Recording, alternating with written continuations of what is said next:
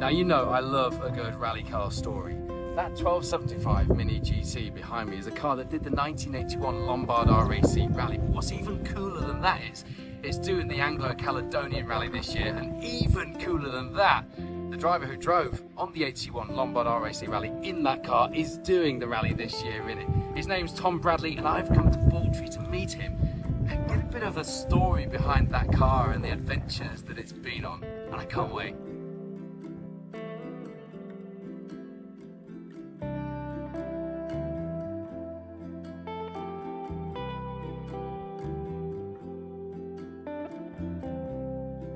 Tom, take me back to 1979 when you bought this car, because it's kind of the equivalent when you look at who was driving Works Minis back then, buying a Works car, isn't it? Buying something like this back in 1979.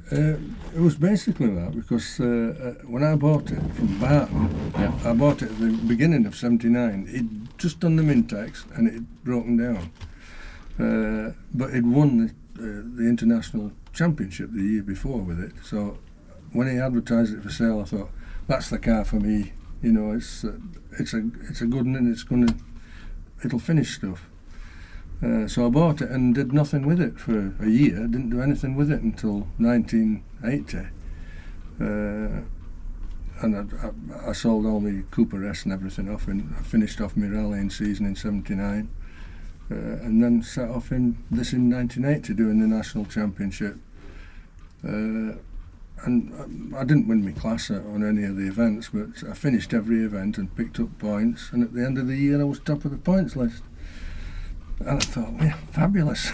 You know? So yeah, and we had such a great time, you know, but you know, the mechanics were absolutely fabulous. There was never flustered over anything, you know, and went in with, you know, the remote housing broken on the Mini, and they'd shove a bit of wood in and break it with a hammer and say, go and do another stage and then we'll fix it afterwards, you know. And it was just, there were mind-blowing times, you know, and yeah, we had such fun. And I do miss it as well, I do. We talk these days about World Championship events, and we all get misty-eyed, even those of us like me who are probably too young to remember the real golden age, but Yeah. we talk about things like the Lombard RAC Rally. But I'm always fascinated to hear what it was like to be on the same stages as the absolute legends of our sport that we talk about Yeah. all the time. 81, you did the Lombard RAC Rally. Yeah. And although the results list, the finishing list isn't kind to you, you did the first day, you did 21, 22 stages of that event. Yeah. What was that like, Tom? In this very car as well, I have to say. Phenomenal. And although you're in the same competition, the same event as all these up in Tony Pond, you know, I mean, we stayed in the same pubs as him, you know, on the national rallies, and he was a great guy. But, you know, you never thought of, you know, it was always in the back of your mind that you were on the same event as all these stars, but you never met them. You didn't have time to meet them, you know, you were in your own little slot with the 2 or 3 in front of you, the 2 or 3 behind you, and that was your little group, and that was your little rally, if you like, and you were competing in your class, whatever. But like the Lombard RAC Rally, it was a finishers event. You had to finish it. Yep. And sadly, we didn't finish it. We did the first 24 hours and retired at Washington. But on the stages, the car fell apart. I mean, in Greystoke, it was just so rough, and it rained, absolutely poured down all the event for us. And the light switch here just exploded out, and, you know, and I saw it out of the corner of my eye exploding. The shock absorbers on the front, the mountings all broke, you know, and we got into Washington with a slipping clutch. And we decided, and I desperately wanted to do the Yorkshire stages, because it's where, you know, it's where I'm from, Yorkshire, and I wanted to do the Yorkshire stages. So we decided to change the clutch. They changed it in 40 minutes. You know, got it up on the ramps. I was out, spark out, fast asleep in the driver's seat, and they slapped me awake, started it up, tried to get a gear, and it wouldn't go into gear. And there's a big nut on the end of the crank, and they'd put it on the wrong way around. You know, we weren't going anywhere. That was the end of the event. Mechanics just sat on the ground crying, you know, and that was it. But up to then, it was fabulous. You know, it was a finisher that you had to.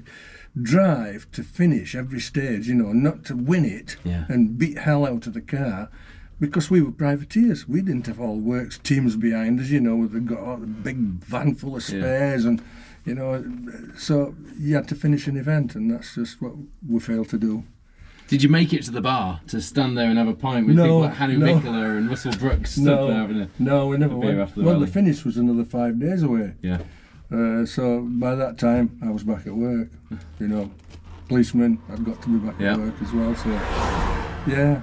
You must have been one of the fastest policemen in the in the police station, weren't you? No, there was. Oh well, in my police station, perhaps yes, but there were a lot of fast policemen about. I don't know if you remember the film from Harrogate. It started. There's a little Mini that they show on there with flashing lights and everything. It was a Bobby from Kent. He was a quick man. Brilliant. You know, so there was some, and of course we're all trained to drive fast, and you know, so yeah, but not on loose surfaces particularly. So that was 81, didn't exactly go to plan, but 86, as the Mini's homologation neared its end, that was due to be one heck of a party, wasn't it? Not just for yourself and the team, but for the Mini generally. Tell me about that, because that's probably a story that I wish we had and we don't. Yeah. Well, we'd been to the Antibes and rally in the south of France in October of that year, 86.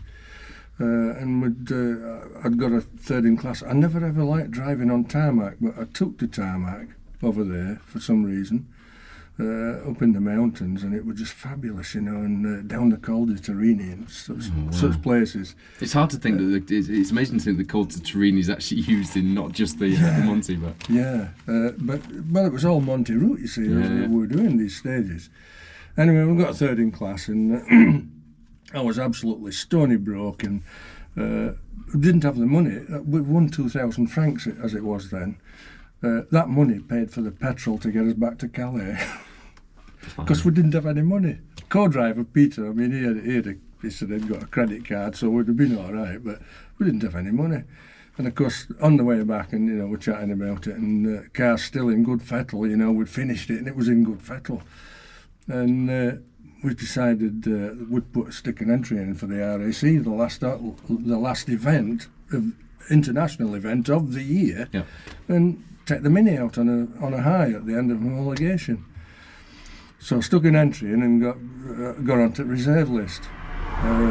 So we trotted off down to Bath.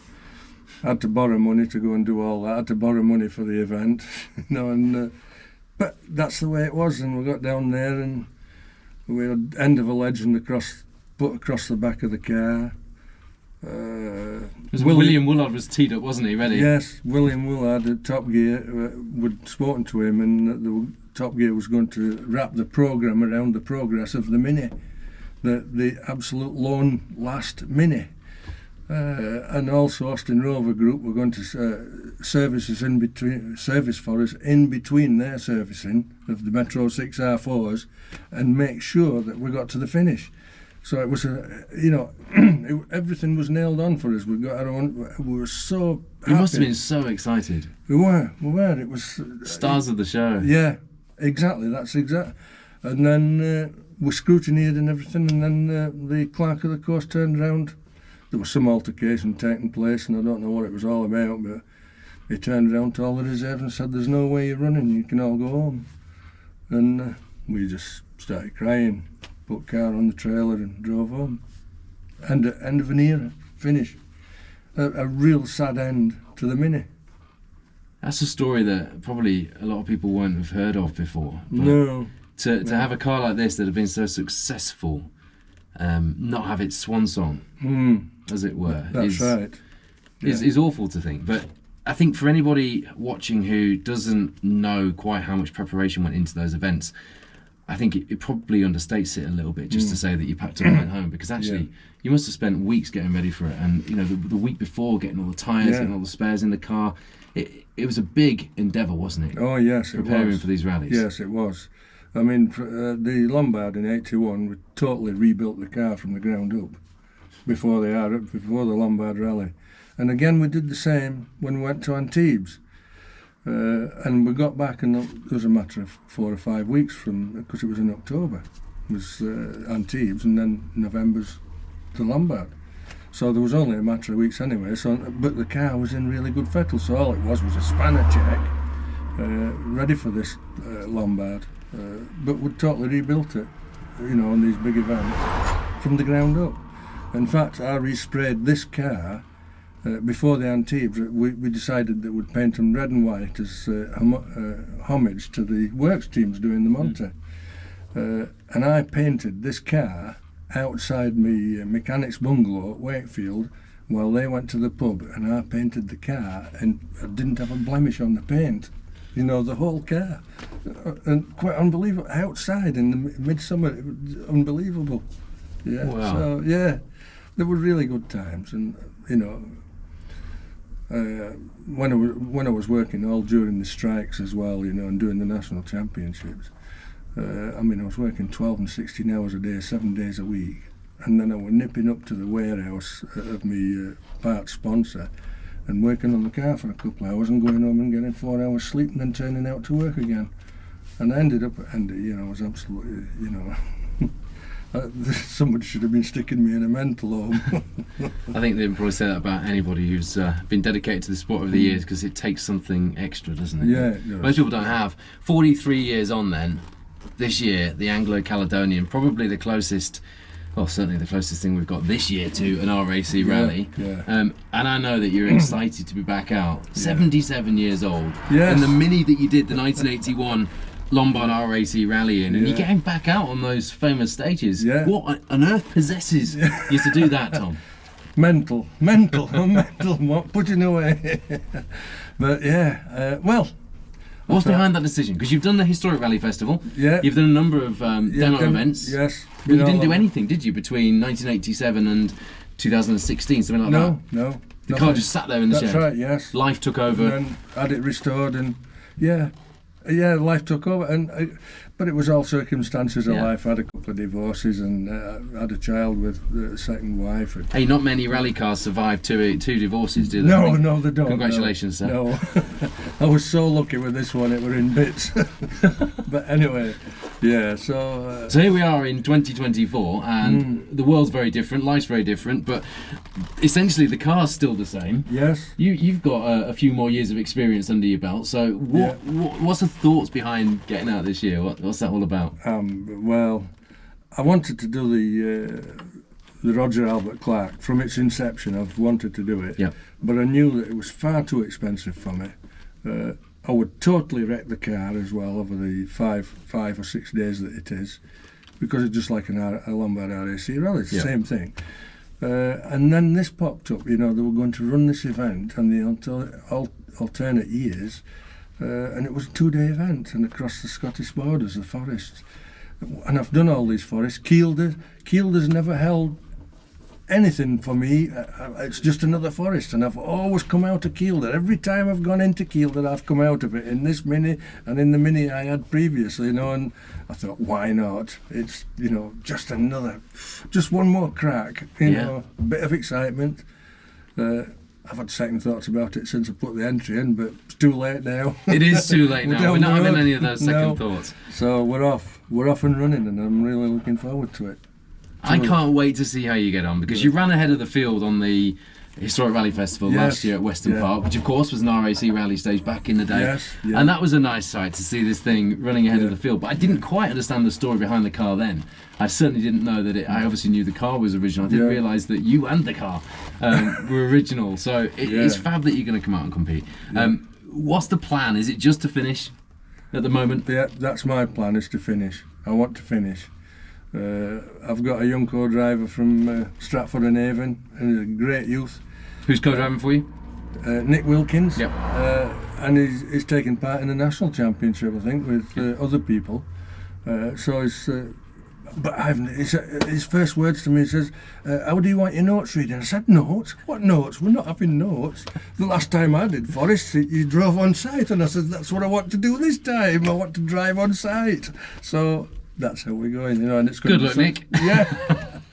Yeah, so we'll have some fun. It's a brilliant story for anybody who. I mean, we don't see enough classic minis on the stages anymore, and you know. We talk about how rough the stages are sometimes, but as you just said, they were rough back in the day as well when these cars were current. So right. nothing changes. How do you prepare a historic Mini to take on forest stages? What do you need to do? Because you're quite confident in the preparation of this thing, aren't you? Oh yeah. I mean, basically, the underneath of it's got to be nice and solid, and the suspension's got to be good as well. And there's not too much to play about with on a Mini. You know, the basics, and you've got to just look after those basics, like the shocker mountings, you know, and you do have to drive to the conditions, you know, to get to a finish anyway. So that's what, but we're running at the head of the field on this event. Next time somebody says to me, there's only Escort twin cams behind me. Oh my God! It's fine because you'll be driving to site. It's Nick who's got to worry because he's got to somehow navigate a way to get you to listen to him. I'm sure he'll do all right, Nick. We'll come to a compromise, I'm sure. Okay, I got to ask you another question then, because clearly your rally career has always been minis, Mini Cooper S. This one, why minis? I don't know. When I first started in the police, you're going to tell me you had a mini rally car, aren't you? A mini police car? Minivan. Did you? That's what they trained me up in, and that's what I drove. Minivans, the police minivans, and they were such a fantastic thing. You know, I was so bowled over with these things. I mean, I went on with all the Triumphs and everything else, you know, when I went on to the motorway division and whatever. But the minivans, they were so brilliant. And then, of course, as I said earlier, I went joined this local motor club. Somebody took me to the motor club, and I was elderly then, 26. And motorsport just grabbed me by the throat, and I thought, and everybody was, you know, the tail end of the minis was still running. And I thought, I want a Cooper S. That's where we're going. And I got myself a Cooper S from London, and we set off road rallying, and. That's where it is. I couldn't afford anything bigger either, but I was totally happy in minis. Totally. They wrap around you. You're getting them there. They're like a little roller skate. Off you go. These were just formidable little cars in the Road Rally Championship, the Motor News Championship, weren't they? Yeah. People like Cyril Bolton obviously made them famous with his exploits, but you look at any entry list for a motoring news event, and there were minis quite high up on most of the events. Yeah, Will Sparrow. Yes. I mean, he was winning events. But you see, when I started as well, escorts were coming in a big way. You know, you've got the Escort 1300 GTs, and the Cortinas were still in. Mark 1 Cortinas and Mark 2s, but they were going out, and the escorts were coming in, and they could all beat the minis. You know, and you couldn't compete against an escort really. No. Not unless you had a full, you know, you really had to work on the engine. And I mean, I had a 1293S, which was really quick. But even then, you were still battling against the big, you know, Vauxhalls and Escorts. So that was on road rallies. But anyway, I do miss those days. They were such good fun. But I think every old rally man misses them as well. Yeah, right. Well, I know you're going to let me have a quick go in this, which is going to make me very excited. And I'm going to imagine I'm back in 1981 driving a road section ready to start a stage with Henry Michaelis somewhere up the road and Russell Brooks retired somewhere behind me. I think he did in 81, didn't he? Yeah. But best of luck for the Anglo Caledonian. We're all going to be following your progress. And I do have a request, because Tom doesn't have that many photos from the 81 Lombard RAC Rally in this car, do you? No. So if you've got an archive of photos, and on it somewhere is a little 1275 GT that looks a little bit like this one, post up your photos, because we'd quite like to see some photos from that event, wouldn't we? Yeah. Best of luck, sir. Thank you. I'm looking forward to seeing you back in action. Thanks, Paul. Right then. What did they call the oldest man that did the Roger Albert Clark a couple of years ago, 80 years old? Bob Bean. Bob Bean, that's it. Bob Bean. I'm doing a Bob Bean, that's what it is. You're doing a Bob Bean? Yeah. I like that.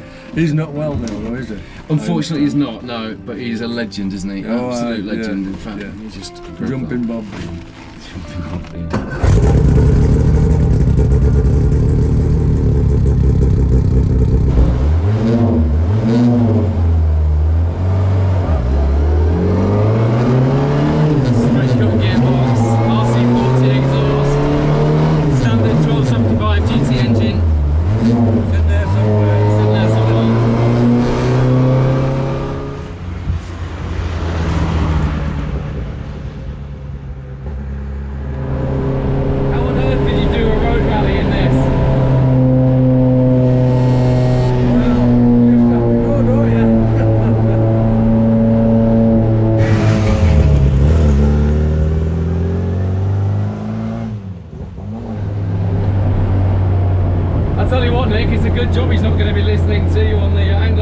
running because he's